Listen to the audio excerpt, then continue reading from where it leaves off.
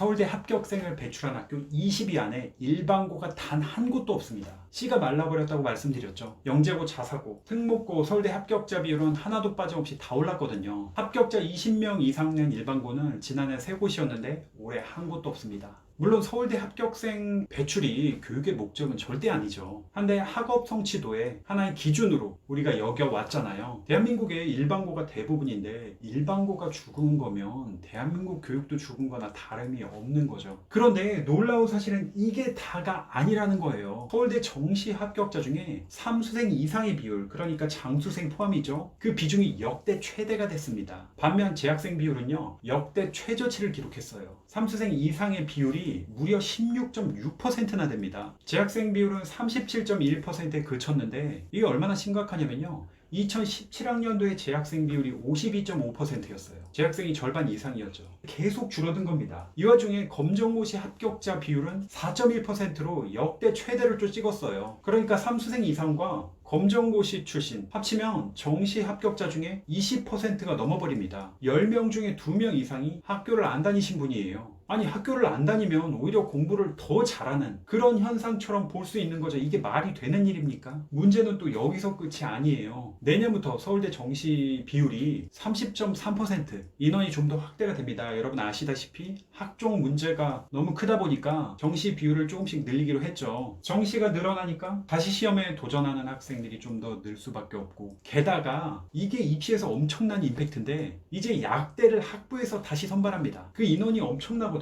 약대 가려고 재수하시는 분들, 심지어 직장 다니다가 다시 공부하시는 분들도 많아요. 그러다 보니까 재수생 강세가 내년에도 이어질 거라고 다들 예측하고 있습니다. 물론 이런 문제가 발생한 게 코로나 탓이 크죠. 근데 우리가 그것만 탓하고 있을 수는 없잖아요. 이번 수능도 그렇고 그 전에 평가원 모의고사도 그렇고 교육 당국에서는 항상 이렇게 발표를 했어요. 코로나로 인한 재학생, 재수생 격차가 없었다고. 이게 어떻게 보면 일종의 자화자찬일 수도 있는데 코로나로 학교도 못 가고 그런 상황이 됐지만 잘 대처를 했기 때문에 격차는 없었습니다. 괜찮습니다. 이런 식인 건데 사실 현장에서 그렇게 생각하시는 분이 없다고 보셔도 될 것 같습니다. 기사를 검색해 보시면 전문가들은 격차가 벌어졌다고 하는데 당국에서는 안 벌어져. 근데 이것도 잘 생각해보면 어이가 없거든요. 아니, 코로나 때문에 학교를 거의 못 가다시피 했는데 격차가 발생하지 않았다면 그러면 학교를 안 가도 학업 성취도는 똑같은 거나 다름이 없는데 그럼 학교 갈 필요가 없다는 의미인가요? 여튼 저는 그렇게 생각해요. 공부도 내가 공부법에 문제가 있다는 걸 인식을 먼저 해야지 개선해야겠다는 생각도 할 수 있는 거고 방법도 찾을 수 있는 건데, 그러니까 일단은 문제를 심각하게 받아들이는 게 첫 번째가 되겠죠. 다만 아쉬운 점은 이런 심각성을 크게 받아들이고 있진 않으신 것 같아서 조금은 아쉬운 마음입니다. 여러분은 어떤가요? 재학생과 재수생, 그 격차가 진짜 벌어졌다고 생각하시나요?